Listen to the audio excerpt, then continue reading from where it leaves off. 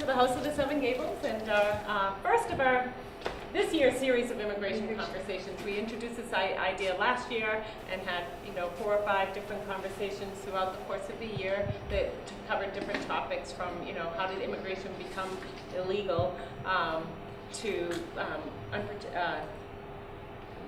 the undocumented children at our borders, so a full range. So this will actually be the first night that we have a conversation about the Haitian community specifically, so really looking forward to that. A lot of people wonder why the House of the Seven Gables is having these conversations on immigration, and that has to do with our own history and the fact that this was a settlement house back at the turn of the century. Our founder specifically opened this house as a museum, not only to preserve it, but to earn income to help all of the immigrants that were settling in the neighborhood at the time, and they were primarily from Eastern Europe, Poland and Russia, etc. So we continue the tradition in a number of ways, one of which is providing English language lessons and citizenship classes, one of our instructors right here, as well as some summer school programming, and then these community conversations are here to help us get more information from our community about how they're feeling regarding these issues. Both sides, all sides. There's probably more than 2. So thank you very much for coming, and I'm going to allow Anna to introduce our guest speaker. And Charlot Lucien, we were introduced through Yvonne Bontemps, right? Did I pronounce that correctly? Of USCIS. We were considering the various offerings for this year, and we wanted to focus on the Caribbean, but also expand that focus. Those of us who work together on various projects know that our primary focus has been, when we talk about immigration, the Dominican Republic, because so many of our students in the Salem Public Schools are from the Dominican Republic. And there are so many fascinating themes that come out of that. But I wanted, last year when we did Caribbean Connections, we were saying earlier, 3 of our children who enrolled in Caribbean Connections were from Haiti. And their parents were very interested in them learning Spanish, because we offered Spanish along with English instruction during that enrichment program. The more I talked to Yvonne Bontemps, the more it seemed to me that you were a speaker who should come on board. Hello, welcome. And I know that you are a Haitian reporter, a TV personality as well, from Haitian programming. And I've learned from you already that the Haitian community in the Boston area is the 3rd largest immigrant community in Boston. So I think that we have a lot to learn, and I can't wait to get started. So welcome, and thank you. Thank you, and I always appreciate this as an opportunity to share and learn myself. So it's going to be pretty informal, and I always look at both history and policy as over time as major factors that shape where we are today when we try to understand certain populations here in Massachusetts. My interest also in this topic is due to the fact that for 3 years I had managed a refugee health and mental health program, and this was specifically designed for refugees coming from different places in Africa and in Europe. So it's to understand what they've been through before coming here and how they would resettle, and all of the factors that will impact or be negative factors that would delay their integration and insertion into their resettlement communities. So it's both using now history, public health as lenses to understand this. Now, when we say Haiti, I'm going to just a little bit have a brain teaser here. So I'll go through this some historical background of Haiti, so you understand maybe part of the mentality and the culture, the migration trends over time, going from the independence of Haiti in 1804. We'll also look at some historical discrimination policies that have been inflicted upon Haitians, both in the 20th century and continuing now. We'll also have a sense of, now when I say Haitian immigrants in Boston, I will expand this beyond, because due to different factors, they would also be moving into the North Shore and the South Shore. Some of those policies have been drastically, significantly revamped or reviewed after the Haiti earthquake of 2010. So we'll look at some of them, and finally we'll look at opportunities and the prospect as well. Now, when we say Haiti, those of you who might be a little bit of my generation, if you go back to the 70s or the 80s, when you usually heard about Haiti, what kind of words or themes or imagery that usually came to mind? And please don't be shy, it has to be an open and frank conversation. And I'm playing with some words here that you may have to reconstruct in order to get with some answers. So back in the days, when you heard about Haiti, what kind of images came to mind?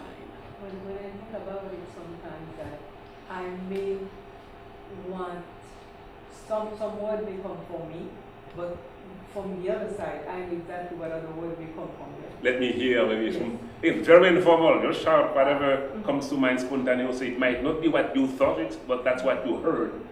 Maybe back in the days. Else, I may hear fourth world countries, not even the third world, they may say fourth world. So that's one. Yes. Anybody else?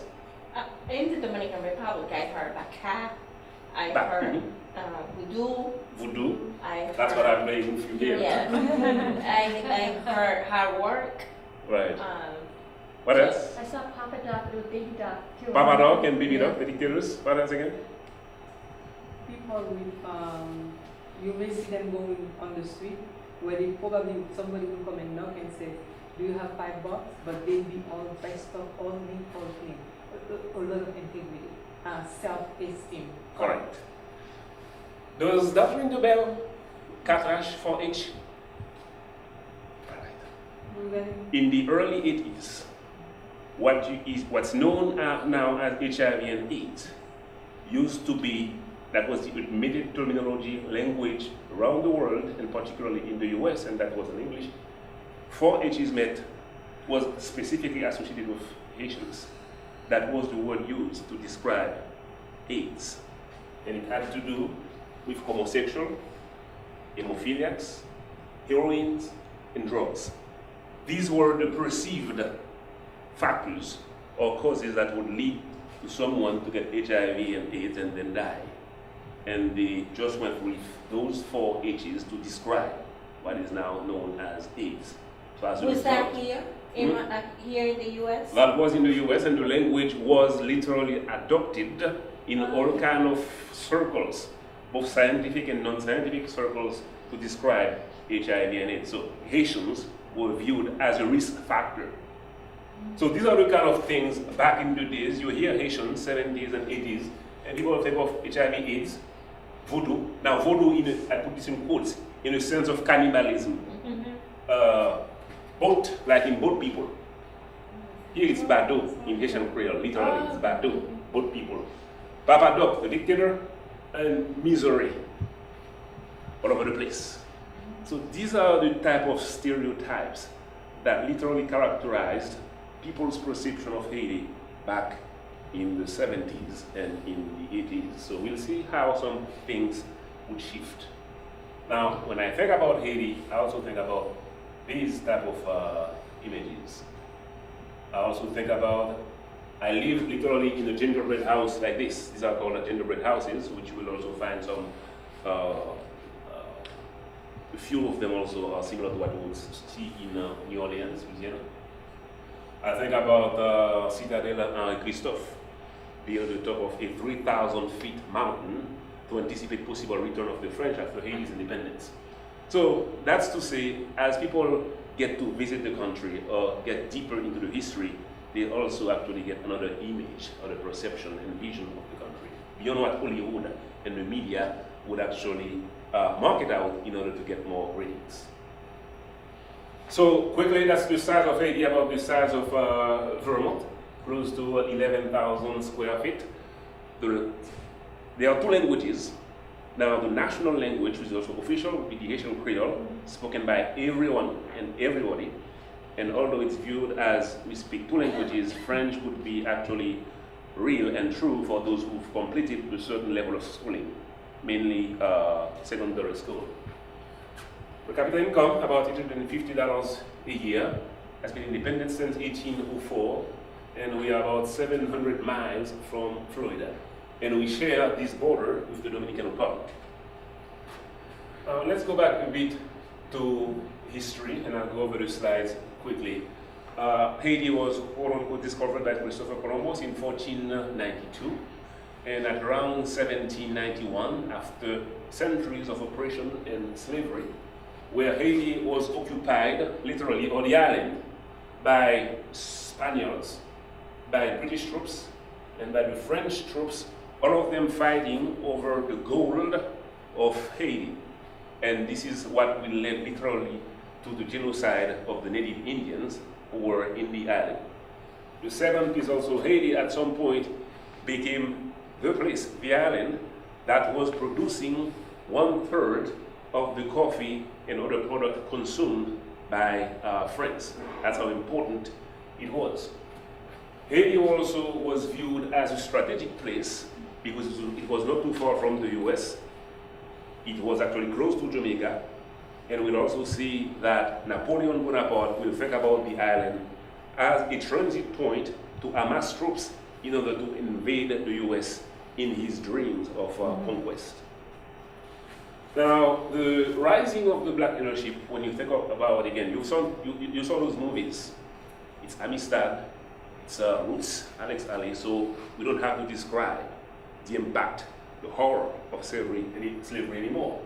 However, there is one single event that will trigger, that will open the door for the Haitian leaders to actually create the conditions for the uprising, and that would be the 1789 French Revolution that declared that all men are created equals, liberté, égalité, fraternité. And for this exceptional black leader called Toussaint Louverture, who learned to read thanks to his godfather, and was also listening to all those conversations happening in the plantation by the masters who had no clue that he understood what he was saying. He picked up that if they are claiming over there, liberté, égalité, fraternité, tous les hommes sont créés égaux, all men are created equal, we too, we are men. We are no longer those things, those pieces of furniture as described by the black code, the code noir français. He will first start with the Spaniards, and when he heard that France had indeed condoned, reproved the concept of all men are created equal, he brought about 5,000 slaves who trusted him to the French troops, and then they will start the Haitian Revolution. So that lasted between 1791 up to 1803.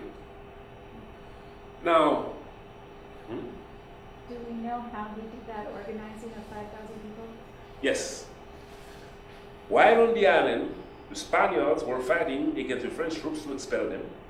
The British came trying to fight against the Spaniards, and the French troop of Napoleon Bonaparte trying to occupy the island for all of the advantages that it was presented. At first, in order to gain some advantage, and given the number of blacks or slaves, 500,000 black slaves, about 50,000 mulattoes, and about 30,000 whites.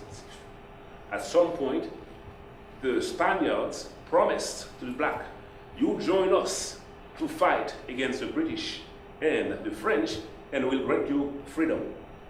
So Toussaint Louverture first joined the troops. Now his grandfather had taught him the secrets of the leaves and the plants, so he knew how to use leaves and plants, folk medicine, to treat both animals and peoples. So he gained some reputation as a healer. However, because he also knew how to read, he was able to apply some of the military strategies that he heard about. He also read about Spartacus. He read about this black Spartacus who will rise once and free blacks. So he decided that would be him somehow. So yes, he started first with the Spaniards. And when the French indeed officially proclaimed revolution, he went to them and turned against the Spaniards, expelled them. And then second, when the British troops attempted to co-opt him into becoming the king of Haiti, he outmaneuvered them. He was in touch also with John Adams, and then expelled them from Haiti.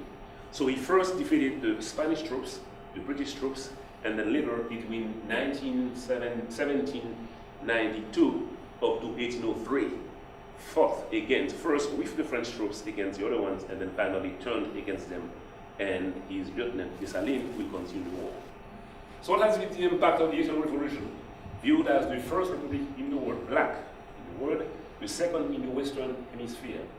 Napoleon Bonaparte, who had planned to amass troops on the island, would actually determine it was no longer the case, because 60,000 French troops will lose their lives in Haiti. As a result of that, the entire Louisiana territory and around that was before Spanish and then that became French, Napoleon decided to sell it to Jefferson. And the estimated cost today would be some $15 million. The cost of what? 15 houses around here or in Newton. But what that did, that literally doubled the size of the US at that time by this amount of square miles pushing west. Now, immediately after Haiti's independence, 1804, it was literally an agreed upon international embargo to prevent this example from exciting blacks elsewhere. And that's exactly what happened. Whether you look at the Roots, Alex Ali, whether you look at the books such as Antebellum America, whether you look at many of those black leaders who started to rise in the 1820s, they all were referring to the black Negro general, Toussaint Louverture, who was able to defeat French troops, British troops, and Spanish troops.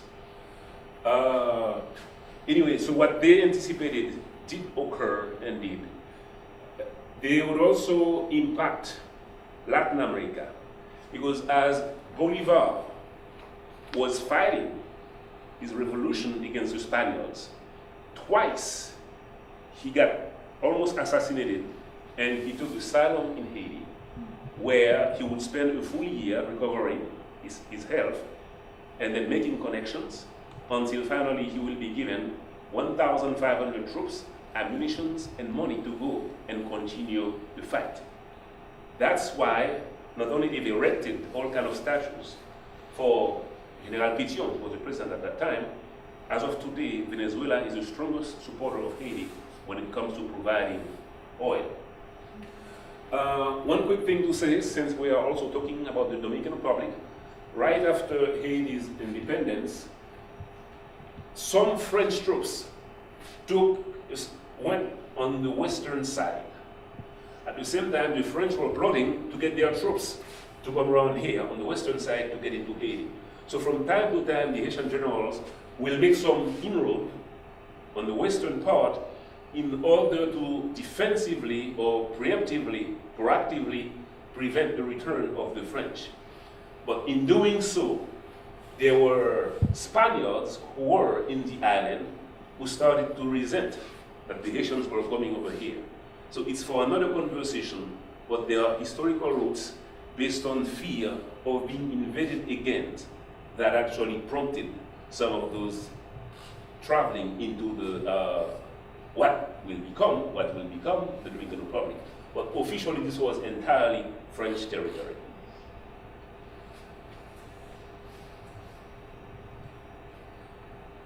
So what's the connection? The US, the Haiti's independence and the US, or the US abolitionist movement. It is an entire talk. I pulled two slides here to tell you that John Quincy Adams, right in the early 80s, both the father and the son were advocating for Haiti's independence, both by idealism, but also because it was a strategic thing to do in order to prevent France from actually pushing or moving with his expansion ambitions. Second one to think of, Frederick Douglass, because I learned about this part of my history here in the US, not in Haiti. Our books are written in French, and they are kind of French-oriented. Now, here's a few facts about John Quincy Adams, championed the recognition of Haiti as a young senator, and his father previously offered military assistance to Toussaint Louverture. There is documentation of letters that were exchanged by Toussaint Louverture dealing secretly with the American government in order to buy weapons because he had anticipated that France would never accept and agree that Haiti would remain independent. We'll also find that Frederick Douglass, who, good friends with, of course, Abraham Lincoln, had also understood the impact of Haiti's independence. And what he did at some point, he both advocated with Lincoln, and later, between 1889 and 1891, he will become the first black ambassador to Haiti. And we Haitians owe him some kind of huge debt, because he was sent over there to convince the Haitian government to sell the northeast part of Haiti as a naval base. So he connected with a well-known Haitian intellectual, and as two powerful black intellectuals understood that you cannot actually undermine the sovereignty of a country that was the first black republic. And Douglass literally sabotaged the instructions that he received.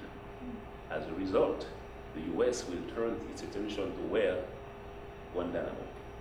So Haiti was supposed to be what is known today as Guantanamo. John Brown. While John Brown was on trial in 1859 for attempting to overtake the barrack, and then until he was executed, the Haitian press covered his entire trial. And when he was executed, the civil society in Haiti collected $20,000 sent to his family. The longest stretch of a road in Haiti, I'm going to ask my Haitian friends, Bukia, the street that comes down from Wipave and up to Bordeaux is called what? I know there's two on the street. One is Frederick Douglass and one is John Brown. Avenue John Brown.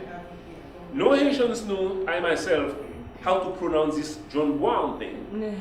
There is no historical information in our books to tell us who he is. However, at that time, the government lowered the flag, collected money, had an official Te Deum, a mass in his memory, and then named what was the longest street at that time after John Brown. So there you have some of those kind of connections between Haiti and the abolitionist movement. I will tell you that Charles Sumner has also a medallion at the State House given by the Haitian government at that time, around 1870, for his advocacy on behalf of the abolitionist movement and for naming Haiti. I can go on and on. Dubois, W.P. Dubois. His grandfather came from Haiti, Cap Haitien. What's his name again? Jean-Baptiste Pot de Sable is the official founder of the city of Chicago. Both statues and also steps actually recognize that he came from Haiti. So there is a strong connection.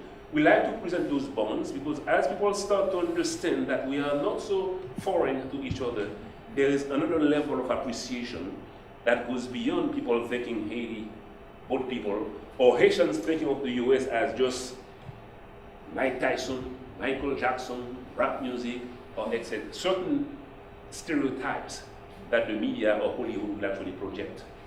So understanding of history usually helps people to connect better as countries, people, and community.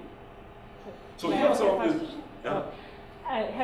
I'm thinking, and I'm not always the best at keeping my facts straight and my time period straight, but I'm thinking that Colonel Pickering from here in Salem was also an ambassador to Haiti? Yes? That's correct.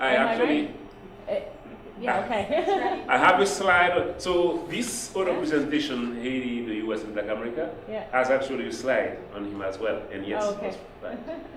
And he was a So strong advocate Salem, for Haiti for before the government at that time. Yeah. There are all kind of letters. You type his name and Haiti, and you will find correspondences from him. So migration trends to understand. Toward the end of the 19th century, you may know that the US has been Puerto Rico, the Dominican Republic, the Panama Canal, Haiti. This was part of this expansionist movement based on the Monroe Doctrine of 1823 or 25, l'Amérique aux Américains, that you would not accept for European powers to try to install or invest and occupy around the US. So America is to Americans, and namely to non-Americans. So in this context, we started the whole invasion of those places that will lead again either brutally with Roosevelt, the first Roosevelt, conquering Cuba or Puerto Rico or other places. And because of political unrest in Haiti between 1905 up to 1911, leading to 1915, the US will send troops in Haiti supposedly to restore peace. However, once over there, two things happened. The National Reserve gold was sent to the city bank in New York. So literally put on a boat and then sent to the city bank of New York. This was to control Haiti's finance. The Haitian Constitution that had a specific prescription enacted by the founder Jean-Jacques Dessalines in 1804, and that forbade foreigners to own land in Haiti. On the military force, the Haitian parliament was surrounded, and then some puppet leaders were placed to convince the representatives and the senators to vote to alter the Haitian constitution to allow for land ownership by foreigners. Foreigners in this case would be obviously the Americans. So the land ownership was to literally destroy what the peasants and the farmers would normally cultivate in order to make room for the harvest of product that will serve the US economy. So good books to read about that would be Paul Farmer, The Uses of Haiti, or Noam Chomsky's 501 Years Later, The Conquest Continued. So the Haitian economic landscape and agricultural landscape would be drastically reshaped to allow for things to be developed for the US. Now, in the process, those peasants who were expelled, they were even either given small money, and there was also a second policy that was enacted. Every year, they had to grant to give 7 to 12 days of free labor, understood forced labor under the gun in order to build roads and infrastructures. Yes, for the country, but in fact that was part of the violation of their rights and of their freedom. So there was forced a military uprising by the CACO against the US Marines, but mainly a lot of those Haitians who lost their lands, had no other means to survive from the countryside, started to migrate either to the Dominican Republic or to Cuba. So that explains large migration movement toward those two countries, and that was to work on those sugarcane fields. There are also specific discrimination policies because many of those Marines came from the South, and they were talking about those monkeys speaking French to describe the Haitians or the blacks. They also went in the country and connected mainly with people who were of a lighter skin, the mulattoes, while creating this division between them and famous and distinguished black intellectuals. So this is to say the migration patterns on the 19th or 20th century will be partly based on those historical events. It will also be based on political events that will take place later. And by political events that will take place later, we are discussing the emergence of Papa Doc. Now, Papa Doc, a ferocious, brutal dictator. The funny thing that he was doing were not funny for the people, but he had some of those exploiting his knowledge of the culture of the country and then exploiting voodoo as a religion to present himself as a supernatural character and persona, which brainwashed people. So Papa Doc actually emerged. He was born in the early 1910s.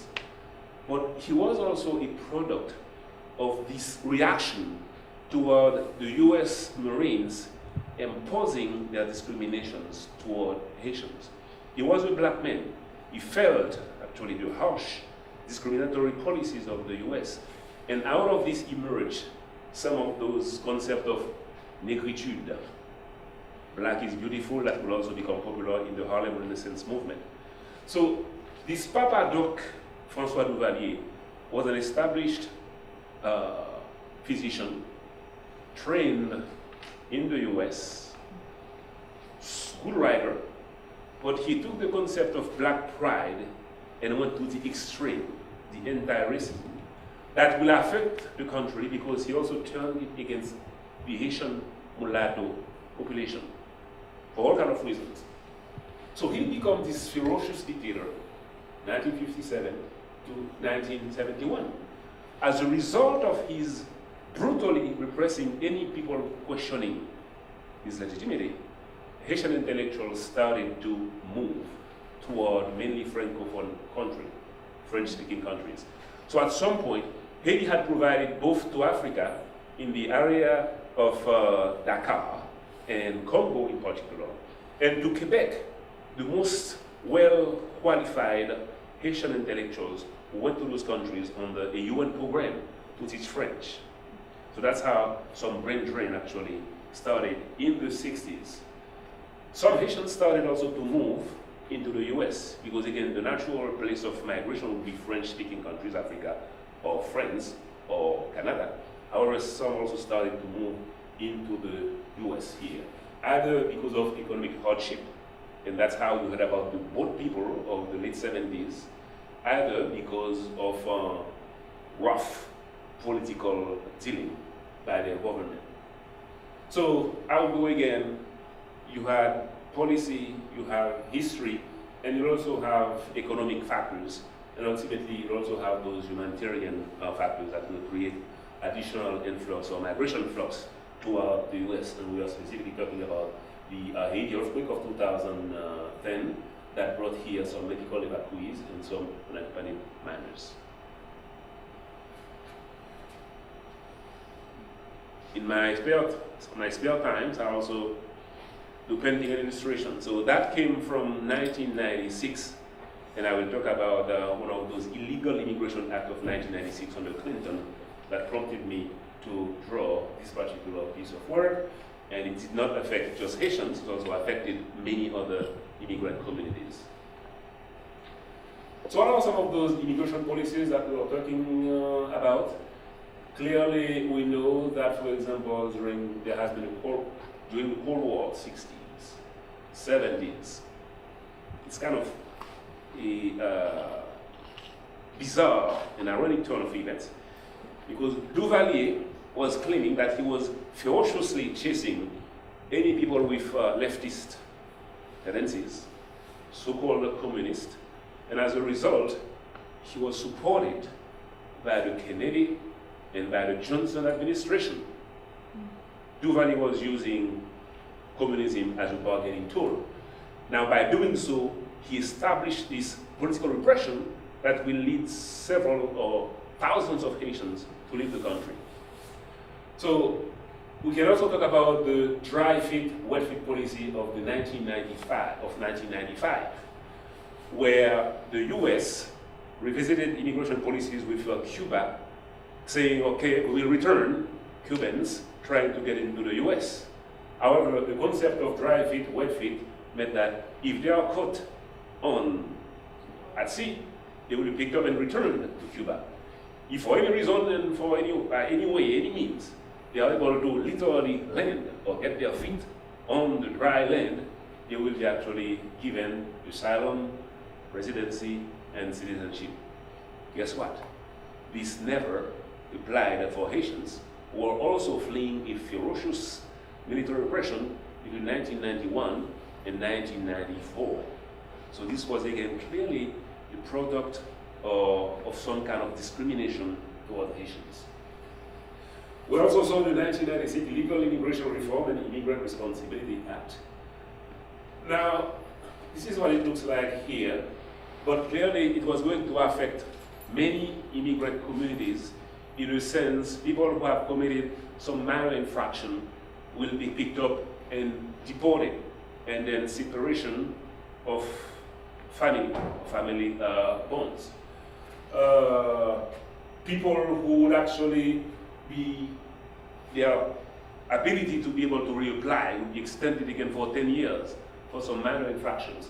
So they will be looking at, and also they were looking at a retroactive application or implementation of this law, going back to prior to the law to pick up individuals, seize them, and then deport them or jail them for nothing. And that was clearly going to affect many communities, including the Haitian community. This is to say again, either some of those policies based on discrimination, in certain cases not necessarily Haitian-specific discrimination, but that was also going to impact or affect Haitians here. And that will shape how people would behave, the level of trust that they will have to go and get services, whether we are talking about education, whether we are talking about health, or other things. Now let's take a look at the evolution of this community here. As we mentioned, their early arrivals go back to the 1960s. Some of the numbers that we have in the early 70s will give you about 73. We have records that says between 5,000 and 10,000 Haitians in Boston, in the greater Boston. And their initial place of settlement usually would have been Mattapan, Dorchester, Hyde Park in Boston, the South, Brockton, and then Cambridge, Somerville, Medford, Everett, and Lynn. And we'll talk about how gentrification will cause people to further move up North Lynn, as, for example, different things, rent control, housing market in Somerville and Cambridge, that people expelled from those areas and heading to Brockton or into the North Shore. Now, what are some of the markers of success to understand that you have a Haitian community? As long as you hear that there is a church somewhere, that you have some Haitian radio programs in Haitian Creole somewhere, that you hear some Haitian compa. That's compa is to Haiti, what the merengue is to the Dominican Republic, or salsa to Cuba. And now we are seeing more service agencies, health, school, civic engagement, and also political engagement. We now have a Haitian senator in the State House. And not to stereotype, by the way, but cannot make a clear-cut, black and white type of determination. But generally, you will find that they are into different areas of activities. You have the professionals, college graduates who get into the school systems as teachers. We have many Haitian lawyers all over the place. We have many real estate agents with their own firm. We have in the medical field all over the place, whether you are at the Norwood Medical Center, you are at Boston Medical Center, you are elsewhere, Beth Israel, you find all Haitian nurses, Haitian. So this is at this professional level. Also in the service industries, nurses' aides, home health aides are clearly very present in all of those places. In Boston, there was an estimate of 1/3 of the cab drivers in Boston are Haitians. So you just have to try your French and then boom, you'll have some kind of answer in Creole or French. And shouldn't be here. But what I wanted to say in a different slide, I will come back to this. People moving from being immigrants to become citizens. I call that the mental resettlement. And there's plenty of small businesses right there in Lynn. You want to eat any Asian food, you want to have your hair done in a certain way, you want to buy certain product that you don't think we'll only find in the DR, though you can probably go in Haiti. Yes, we'll find them over there. Barber shops, concerts, nightclubs, cultural events. So all of those things clearly establish maybe the evidence of a strong Haitian presence in those places. So some of those shifts that I wanted to present here, clearly in the 1970s, when my friend who was supposed to be here, Henri Miloret, would tell people about becoming a Haitian citizen, he'll be looked at in funny ways as a traitor to his country who wants to become American or Americanized. When all Haitians are thinking, I'm here for 2 years and then I'm going back to my country. I'm here to study for 4 or 5 years, get some learning and going back. Now, there's a change here. Strong participation into the political process here. Not to put someone on the spot. If there is one person who is doing the education of this community here, that's my friend Bukia, Louis Chalvier from Peabody, who has been actually very, very actively involved in present into the political activism arena within the Haitian community. The pursuit of citizenship, again, is now something that no Haitian would quietly behind the doors or in the closet pursue citizenship.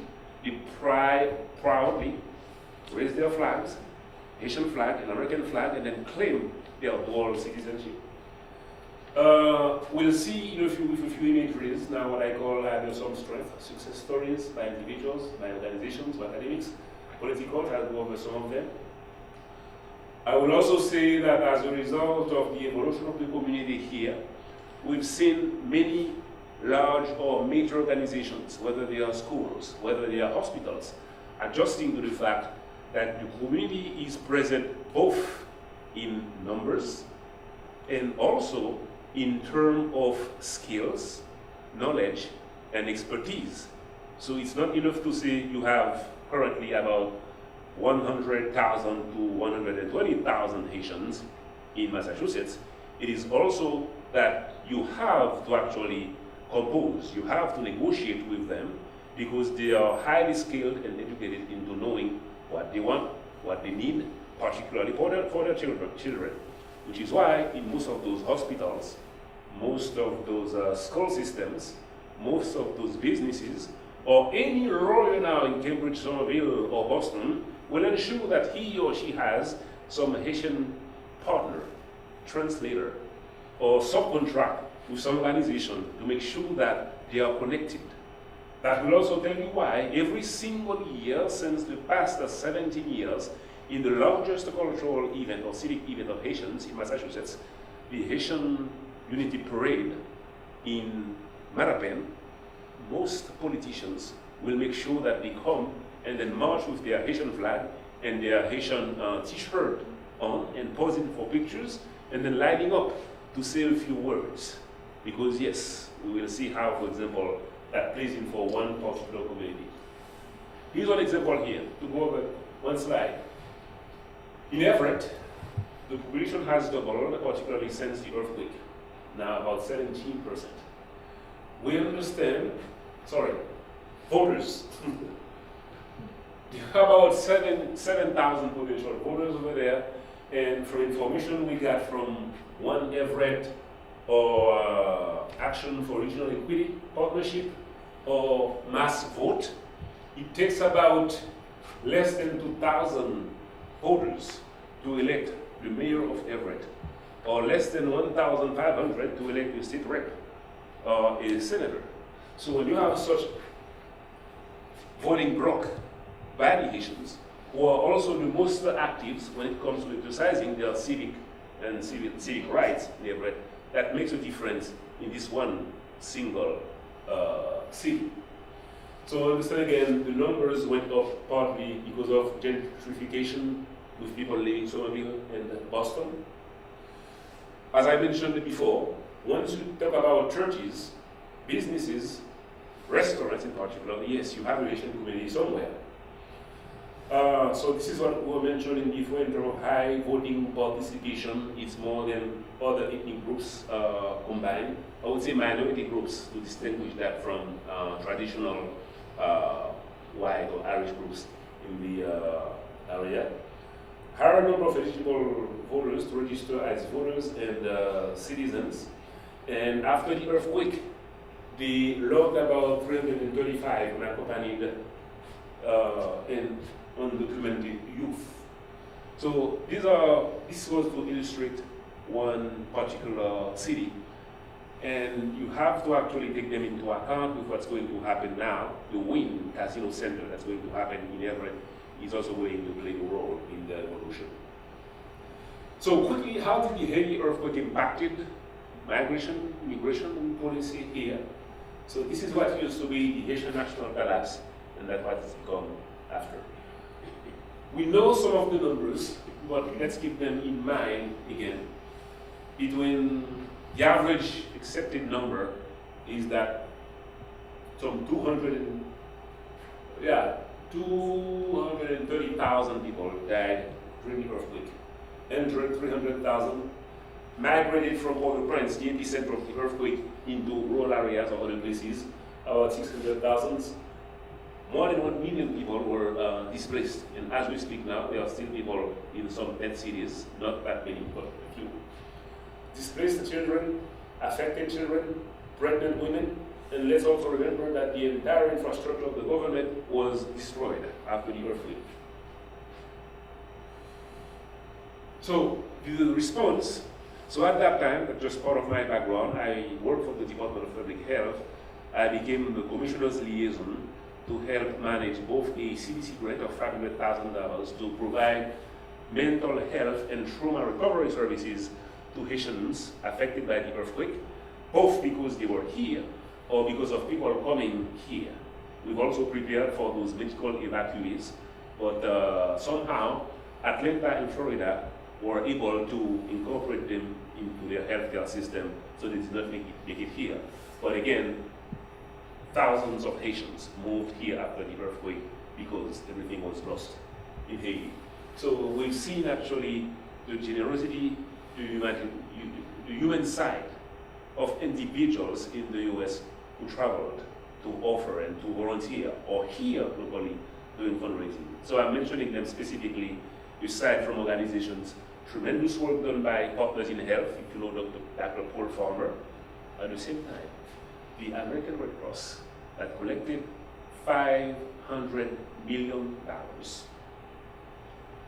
If you are to ask, show me evidence of all those housing units that were supposed to be built, there are 6 miserable structures that can be claimed by the American Red Cross as buildings that they erected for people who were displaced and homeless. When you ask where is the money, they explain that a lot of the money has been spent on housing, training people on how to plan to build their houses, or buying tarps to buy tents, or on administrative costs. So this is one of the sad part of the entire saga of support by the American Red Cross. It wasn't my intention to denigrate, but it's now public information. We type American Red Cross, $500 million to Haiti, where is the money? And then there are a long, long list of articles discussing this issue. A very quick addendum to that. I went to something that was being done in Harvard, and then as I sit down there, the gentleman who was the speaker was talking, and I think he was hired in part to kind of oversee and keeping an eye with the building after the earthquake, and he said that he was surprised to see a lot of money that was being pocketed. It wasn't by Haitian, but that was by those who came to the country to help with rebuilding. Oh, yeah. I was shocked to hear it because he's not from Haiti. He was hired to do that, and then I was really surprised when he mentioned it. Yeah, that's a tragic thing for many Americans or Haitians who give so much individually, time, money, mental support, and then to know that there are big organizations who could have managed this thing, and that's what they did. That's tragic. Now, after the post-earthquake, you can think about 4 different areas or kind of policies, immigration policies, that will be in place. 2 of them specifically for Haitians, or one specifically for Haitians, 3 of them actually to address the needs of the larger immigrant communities, but that will also clearly benefit Haitians. So let's think of first TPS. It's well known. It's well known. That goes back to the early 90s in this case, and it was also put in place to help people who were in a temporary situation of being displaced from their country, whether it had to do with humanitarian causes, with political fear, or with any kind of disaster, war crimes, and conflict. So it's supposed to be a temporary measure that will be granted. However, the government had the latitude to extend or to renew it every year. So that has happened particularly for some people who came from Latin America, Honduras, Salvador in the mid-90s, and it has been constantly renewed. Right after the earthquake, it was actually put in place in February 2010 and up to July 2010 for Haitians, and then it has been since then extended on a regular basis. Now, as you know, that provides the following benefits: some federal benefits, some temporary work permit, the EAD, And I'm sharing this information because for advocates or for service organizations that serve immigrants, these are some of these options that you want to consider. We also have the Haitian Family Reunification Parole Program of 2014. So what it is again, also known as HFRP.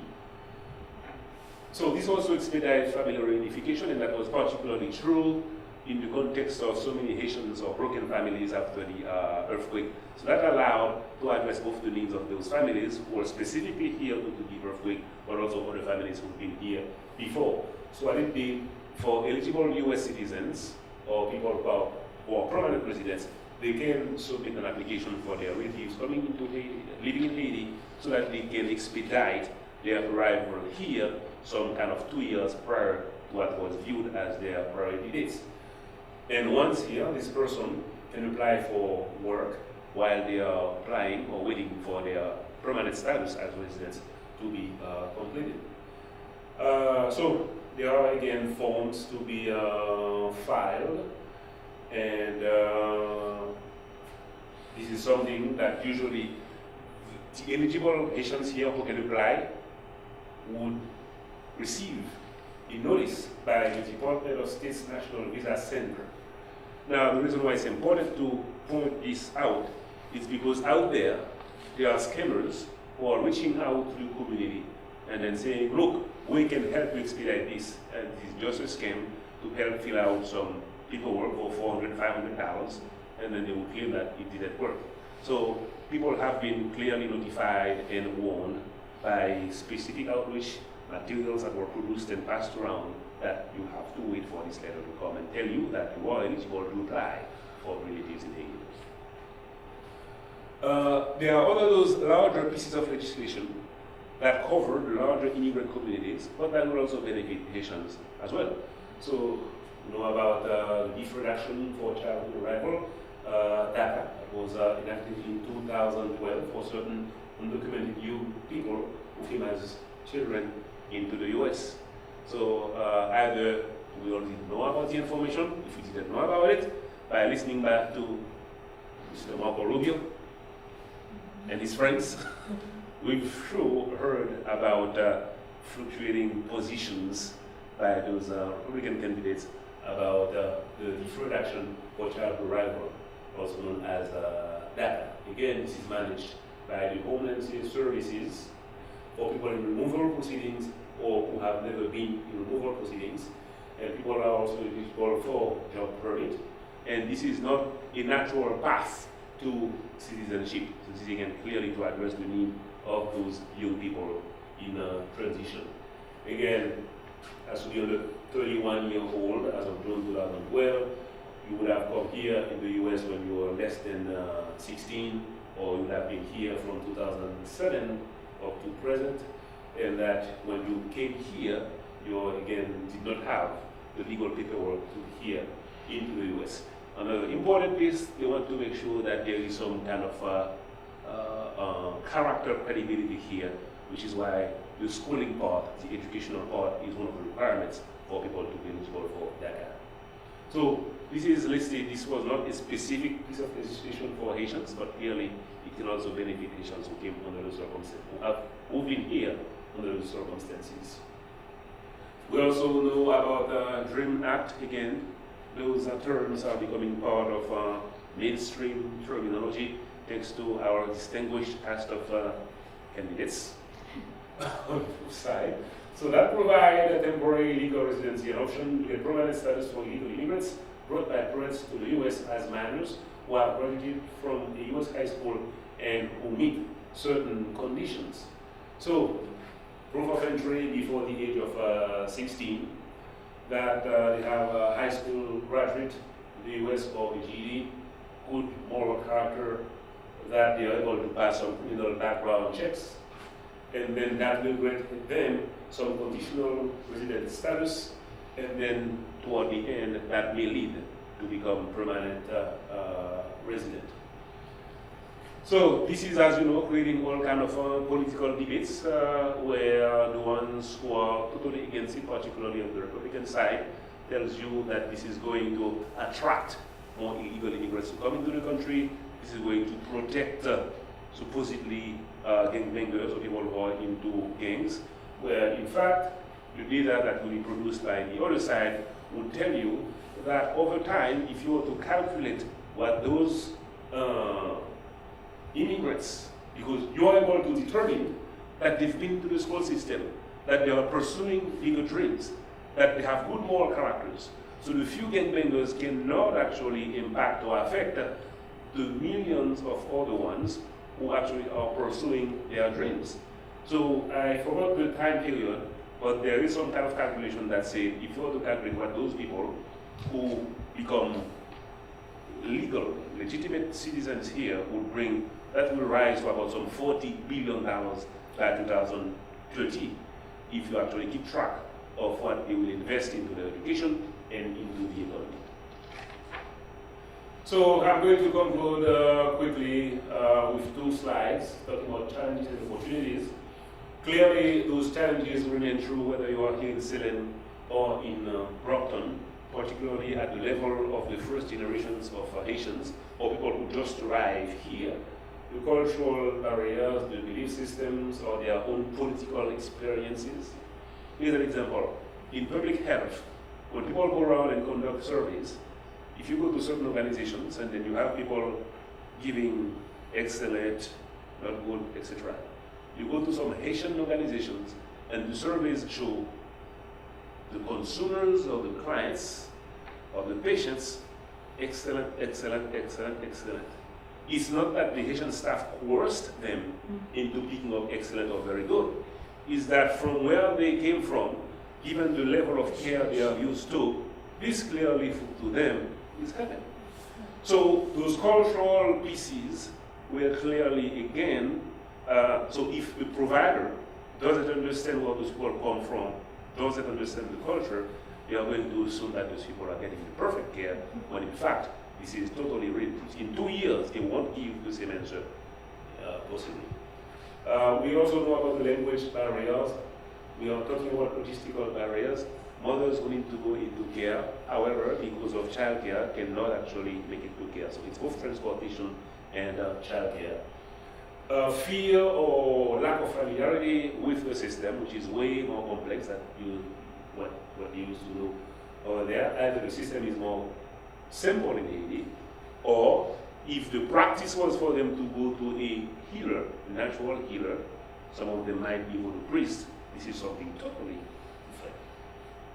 There could also be family dynamics, because that could translate into some tension between second, first, and third generation, their views, their take on the world. That could also be about shifting economic dynamics. Women who came here and who are more empowered because they go to school and they start making money, at this time more money, if they are nurses or if they are professionals. And then the husband who used to be the traditional provider either in Haiti or here when they first came, feel that something is happening here. So that may create this type of tension. There have been clearly evidence of domestic violence that may have been the result of those kind of dynamics. However, thanks to the excellent work done by some organizations, those instances have drastically been reduced between 1991, when we had some data, up to compared to today. So whenever I see challenges, I see we have to say what are the opportunities for service providers, for organizations. If it's about cultural barriers, do you hire or do you train cultural brokers? Do you ask for support, grant, or resources to get those cultural brokers? Or do you provide the kind of culturally and linguistically appropriate trainings to staff to understand? So that would be your opportunity. Community health workers. Yes. So, the community health worker model is heavily implemented in Haiti thanks to poor farmers, partners in health, to work with people who are HIV positive and people who have tuberculosis. It's and also, a push in Massachusetts also correct. to get livable wage and support for community health workers for the same reasons. Exactly, yes. My friend Joel Fox, who works for the Department of Public Health now as a consultant, is the leader here in Massachusetts or even New England of a community health workers association. I forgot the specific name, but yes, has a strong presence, yes. Again, these are looking at the opportunities. How do you look at these issues and what kind of responses that you can bring? They don't always have to be financial. Sometimes it has to be with establishing partnerships. Oh, please. When you were saying that domestic violence has gone down, is that here in the greater in Boston, in Massachusetts, and Oh, sorry. In Boston, I would say in Boston, in Massachusetts, because the organization that keeps track of it particularly is called AFAB, Association for Haitian Boston, in English, Haitian Women Association of Boston. They are in Dorchester. They are always like first responders whenever there is an instance of domestic violence involving Asian couples or by. I'd have to think about, but I think, and I want to sound correct or politically correct or socially correct, but I think looking at the history and the demographic and the progression of immigration from Haiti to here, there is a different phenomenon from other cultural. It looks like, and for bad or for worse, the earthquake benefit and welcome the Haitian immigrant to the U.S. Other cultural didn't, I mean, it was bad that it's happened there, but two double standards in this.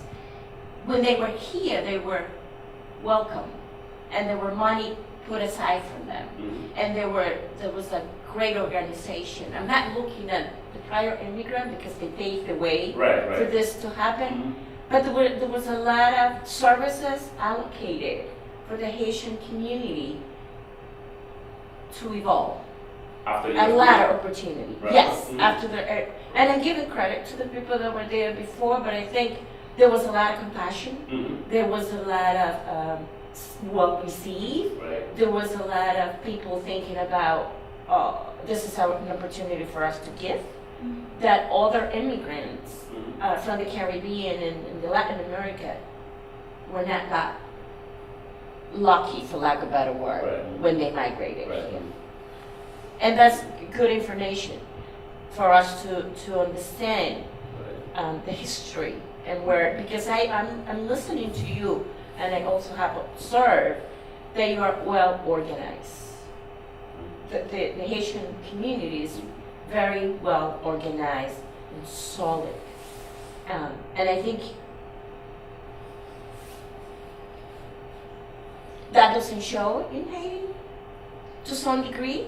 So I think marching and seeing the best here and looking at opportunity, you want to share and give back to the one that are coming and be prepared for those. So the one that paved the way, yes, they pay the price, but I think the one that are coming after the earthquake, because the immigration, the law, the legislation, the money that was set aside, so making something really terrible happen in the island actually was a positive thing for the one that were coming that can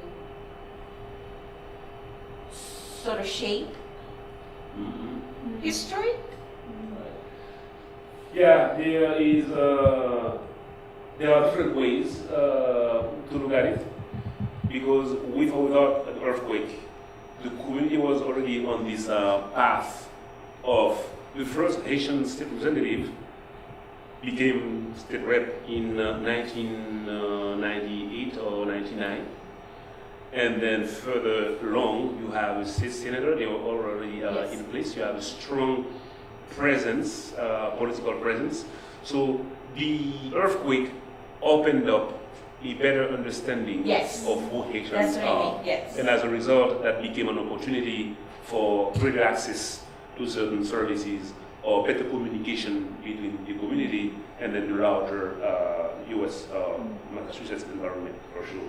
So what are the implications then for other island cultures, communities in that dynamic. So are you saying that's created, that organization has created tension in terms of either the reality or lack of perception for those special no. So No, what I'm saying is that we, other immigrants community, have to learn from your sort of cohesiveness and the way you guys organize and how you have grown, and the education path. Right. Looking at these statistics. So if given the circumstances and given where you are, I think we owe to find out what is it that other communities are doing wrong that, and we probably know, but I think listening to you, I mean, it informs the norms. Yeah, Why it's you sharing. getting there? Right. Why you getting there? And it's the collaboration, the coordination, the communication, and the network that you guys play, the role that you guys play among each other. That other community have not. A good 15-second comment here. From outside, we sometimes hear about this type of comment. From within, Haitians think that they are so much into tension and delegation. That's kind of But funny. that's part of you guys. I think it depends on who you ask.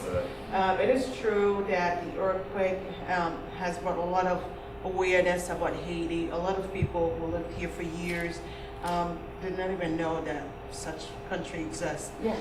And I think everyone was very, everyone just joined the community. They were mourning because every time you turn on the TV, all you hear is the people that they're pulling under the rumble. I mean, you have to be, everybody. It did affect a lot of people and empathize. A lot of people empathize with the Haitian people. As far as the community, over the years, the immigration policies and laws have never been Haitian friendly, to be honest with you. And if you could see in this presentation, it does depict it vividly. I think the benefits of the earthquake, if I should say, it opens the door to the Haitians that were living here on a visa, or who might have overstayed the visa, or were visiting a family, since there was no home to go back to. The government, the American government, was generous enough to grant the protective status, which is the TPS, temporary protective status, and enables these group of people to have access to a work permit. Now they can become self-sufficient instead of depending on family members. One of the things that we have to say as a community that we do, and that's the way we were brought up, we take care of our family. And if you have your parents, some circumstance, sometimes you have to, put let's say an elderly parent, place an elderly parent in a nursing home. But the way we were brought up, we take care of our parents until the last day. There was no nursing home. There's no nursing home in Haiti anyway. So instead of, one family member, let's say household taking care of 5 family members, if you had 2 people were visiting, who were on a visa status, now they have benefited from the temporary status, now protective status. They can work, and it kind of help, and they can reach out to other family members in Haiti, because everyone take care of it. We take care of the families back home. I think that's the only benefit. As far as grants that were, there were a lot of money raised, but the money was raised to help with the reconstructions of Haiti, the earthquake aftermath, and what Charlot also explained, that the Red Cross apparently did not really, fail to deliver on that project. For the community in the U.S., there wasn't any fund allocated that we, the Haitian living in the U.S., are aware of that goes towards those families. The only thing that they have benefited is the new policies that allow them to work and stay legally in the country. That's pretty much it. And we have a long way to go as a community. we're still, striving. We are learning from each other. We're learning from other community, and I think the Irish community is a very great model. It's very near and dear to our heart to see where they came from and where they are now. And the Latino community, which is, when we look at the Latino community, we think we are super organized. There are so many movements, and how we can share best practice and grow as an immigrant community coming from the Irish. Are we where we need to be as a Haitian community? We make an effort, and I think even if we were at some level, we would still look for, there will still be room for improvement. That's pretty much it. There was no financial support. Thank you, Mugia was for the Office of Refugee Immigrants, for the government here, and Mugia also provided me some of the data from our office that I was able to use. Okay. Because one of the things, and I'm sorry, maybe that was a perception. Maybe that was a perception of the money piece, but I think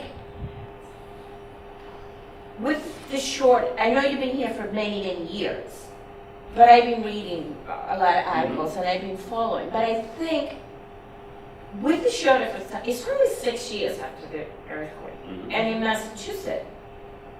And maybe it has to do because you guys, others paved the way, but I think, I went to a presentation yesterday where the senator from Everett was talking about, and he mentioned, he alluded to how organized the Haitian community is in Everett and how they changing the way they doing business in the public school because of the Haitian community input and the Brazilian. So I think it's something for us to learn from. Right.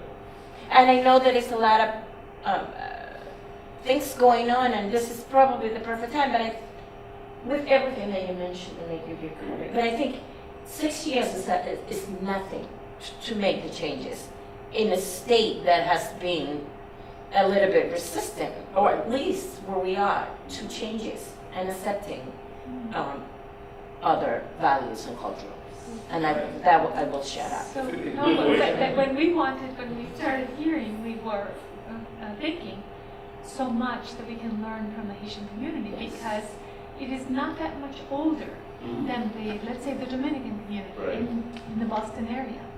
And I'm particularly interested in learning more about how that paradigm shift happened.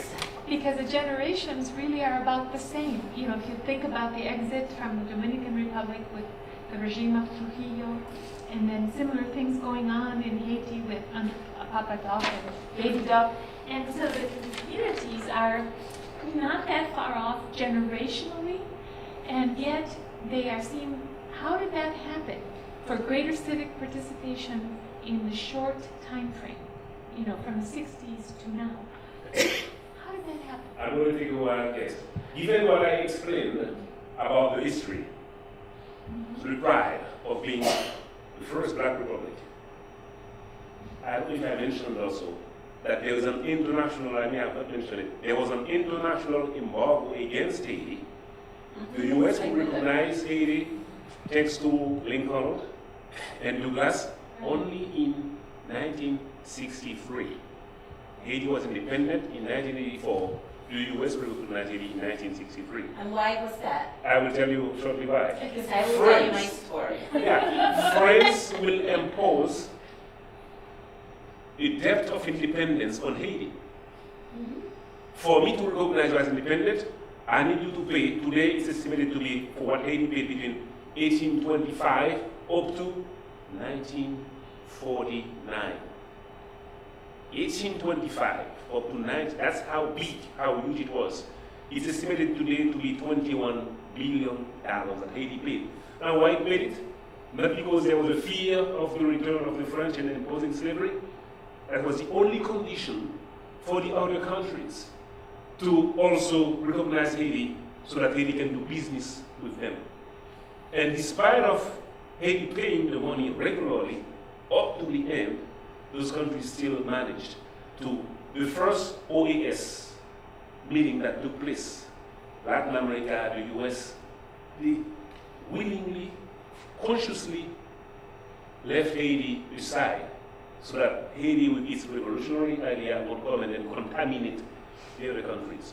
So this sense of being isolated because of the accomplishment of pride will usually re-emerge whenever they are under attack, and justly. Here's the biggest one.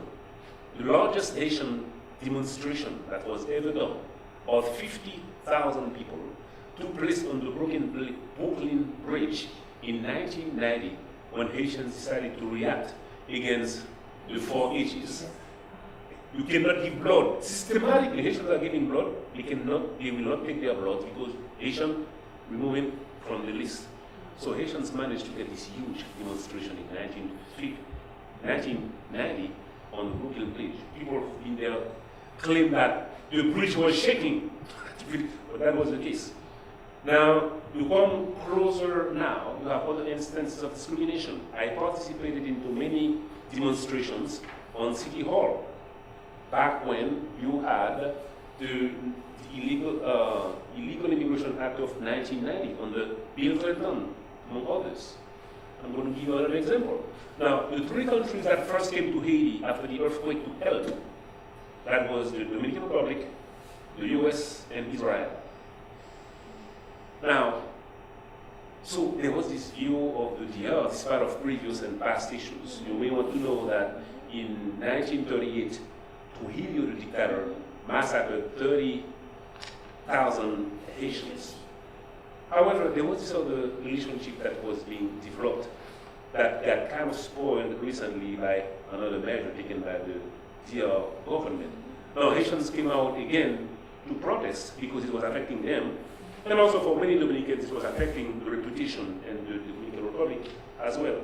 So whenever those kind of tragic or discriminatory actions impact Haitians, they bring themselves together, and in order to be more efficient, they also manage to find some leaders who are able to articulate their thoughts and their strategies and their concerns at the higher levels. So in a way, you can never, after the earthquake, also same thing. Some kind of people coalescing around certain initiatives or leaders to get things moving and to go before the State House, the City Hall, and then advocate. So you can never hope for any kind of disaster to help people bring about, but from the coordination strategies and tactics that took place post-disaster, there are certainly things to be learned that can be shared with others. Because ultimately, this learning, when you have to stand up to stereotyping, to prejudice, to anti-immigrant discourses happening now, all those immigrants will have actually to band together, to bond together, and then say, this has been my learning from my experience as Haitians, as Dominican, as Irish, and then let's actually pull this together and stand up discrimination happening at the highest level. So I think, again, that's one part of the answer, possibly. I also think that the third generation who've been to school, who've been exposed to new ideas, who first would claim, remember in the late 80s, because of HIV/AIDS, Haitians would claim that they are from Martinique, from the DR, from elsewhere. And then the third generation came, and then they are proud. Here they are. Look at them, this is from Everett. Type his name, big time. Netherlands Noel, the Philadelphia Sixers. You may have heard about Wyclef Jean from the Fujis. So what I call the bright prospects, what I call the mental resettlement, people moving to accept the fact that they are here to stay, they have children that they need to raise, they can proudly claim their dual citizenship. They have every single college that you have here. You have the Haitian Unity group at MIT, at UMass Amherst. I've done talks for many of them, every single one. I was at BU, Boston College, on Saturday, and I'm at BU this coming Monday. They want to discuss Haiti and know about the history. I believe Salem State has a. Which one? Yes, Salem State also had one. I was thinking, and probably, is this what you're thinking about? There's a seminar coming up on Saturday, April 2nd, organized by Salem State and Essex National Heritage, to talk about the legacy, interpreting Northern slavery, to recognize just what you did at the beginning of your talk, Mhm. that bigger context, Correct. and how the exploitation of people, and the Caribbean was the focal point, enabled the prosperity of the northeastern United States, and the fear. You've touched on so many rich themes here. The fear of the slave rebellions, Correct. that they would be passed on to not just the southern United States, Mhm. but northern, this abiding fear of slave rebellion Right. that guided so much policy, and repression. So I think so that's something that I know is coming up from Salem State. I don't know if it's the same thing, but I think you would, I know that the people at Essex Heritage would love to hear you about that, because it's that fear of the uprising of the enslaved people Right. that guided so much of the laws Correct. in the South and the North, The North, right. to keep people under control, black people under control. So I'm extending the invitation to you to come on that Saturday, and all of us, I think, are going to have a Keep me on your list of all those kind of events. Yes, yeah. Right. So these are just a few things that I put down here again to tell you how, in terms of evolution, they've been into those different areas, whether it's academics, it's sports, entertainment, political as well. And again, there is not one single monolithic Haitian bloc. Mialo, as you know, she is from Utah. She's Mormon, and she's Republican. Milano Senator Foley here in Massachusetts. He's Democrat, married to an Irish. To an Irishman, yes. And the first black woman, the first Asian woman to lead over the past 3 years the Irish breakfast. That's traditionally led by a white Irishman from the South. First Haitian American Attorney General in Maryland called last year. That happened about 3 months ago. It's quite an achievement here. And from there, I will end any What's the questions. meaning? Is that in Haiti? This, yes, it's called the Maroon Neg Marron. The Maroon who leave the plantations and kick up to the hills and then use the couch to allow other slaves to join them in the hills, and then from there to continue with the rebellion. Because there is one similar, not the same, similar meaning in the Dominican Republic. So, You have one? in San Pedro. I have a picture. Yeah. Isn't that interesting? That similar It's the imagery? similar, and I'm going to give you the 2 cents of what I know how and why Haiti in 1963 took the boom for the U.S. Mm-hmm.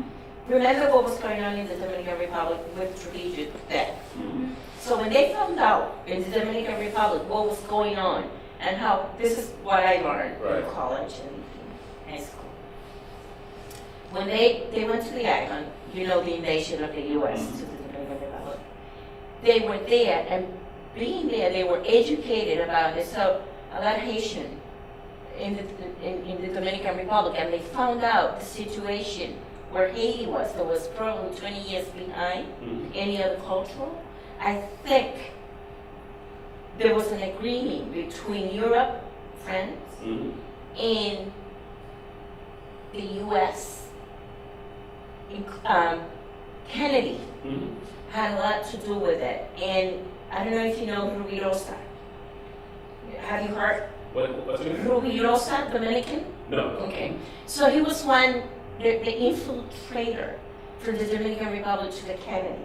So they found out by going to the Dominican Republic what was going on in Haiti, and they needed to do something, not just for the Dominican, because we have no part of the U.S. in the Dominican Republic. They were destroying the us. That's how the politicians look at it. So they did something really, really good to Haiti to build the trust. So the Dominican allowed them to come in and allow all the industrialization coming in. True or false? But each country created their own history, Right. and they educate you according to their point of view. So that's how I learned that Haiti became a point for the U.S.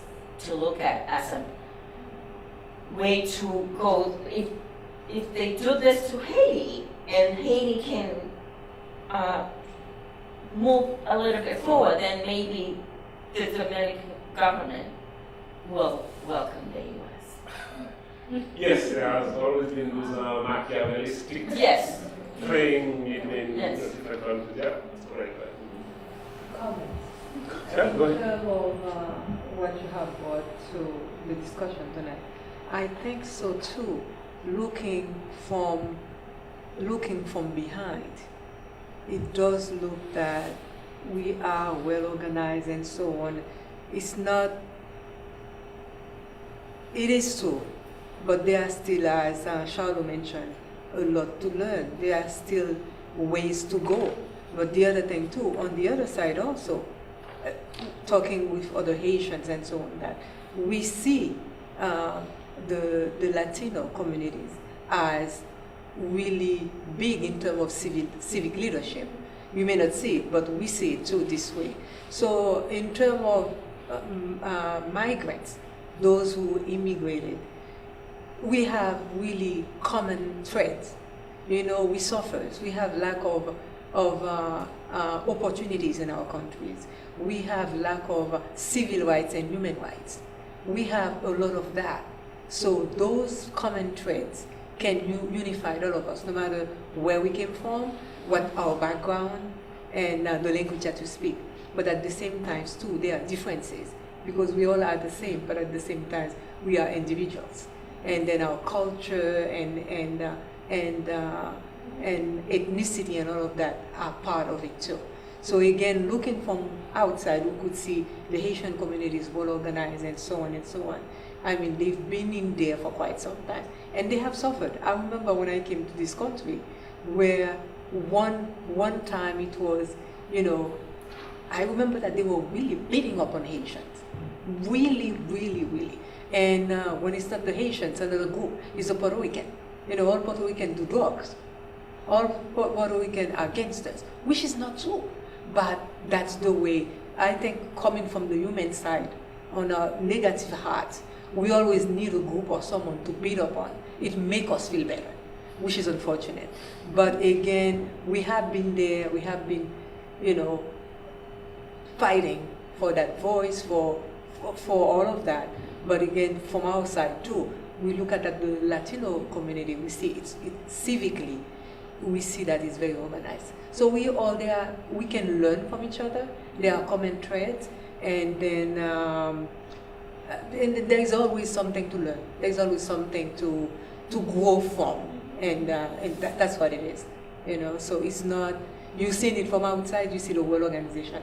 That is true, but we still have ways to go.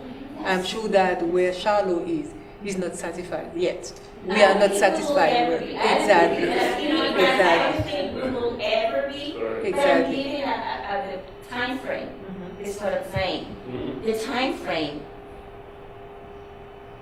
seems like no much. And I know you paved the way. And it's Those still who came remarkable. before. And it's Time. still Right, it's fantastic. It's like looking at what, and I'm telling you, I've been reading and I'm comparing immigration and who did what, and I picked last 2 months it was Cuba, Guatemala, and I've been hearing more about Haiti out of one conversation. Saturday we went to the leadership program that I saw the senator from Boston, Linda.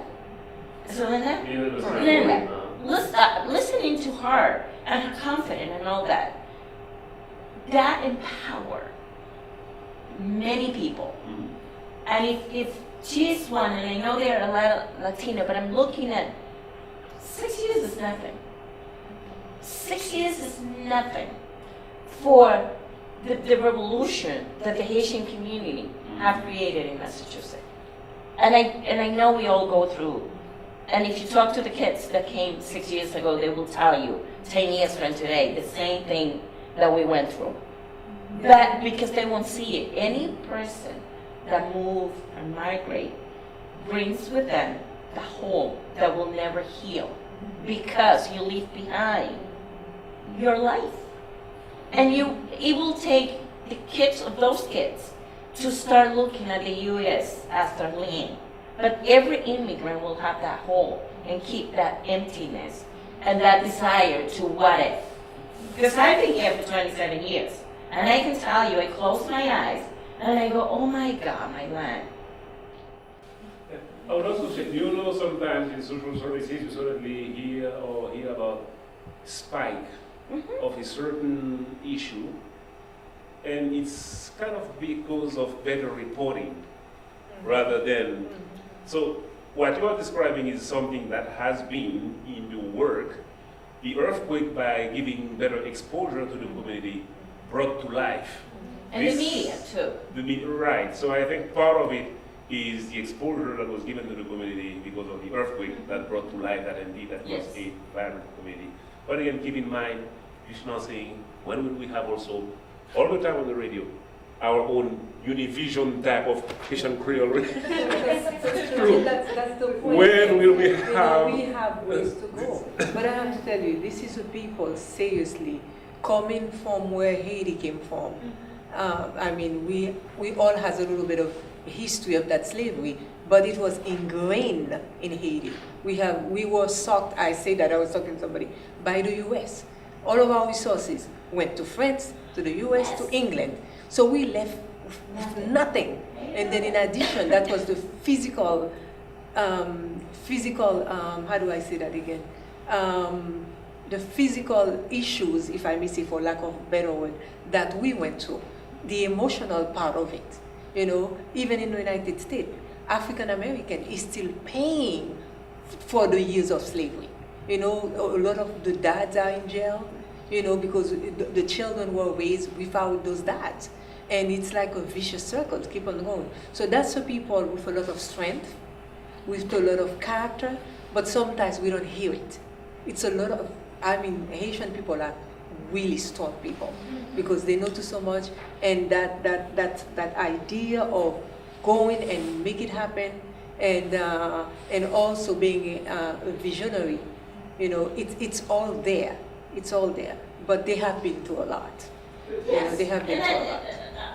I know that. Yeah. And I know the oppression, and I know how it was used as a bridge. And I know how other Latin countries used Haiti as a dumping ground and blaming Haiti for everything. So, but I still, We're very impressed. I'm with very the Haitian impressed. community, and With- we are so happy. although there is a lot, Yeah, Great you job. know what I see here is Great that job. such a great conversation that I think we're going to need to have you back, Charlot.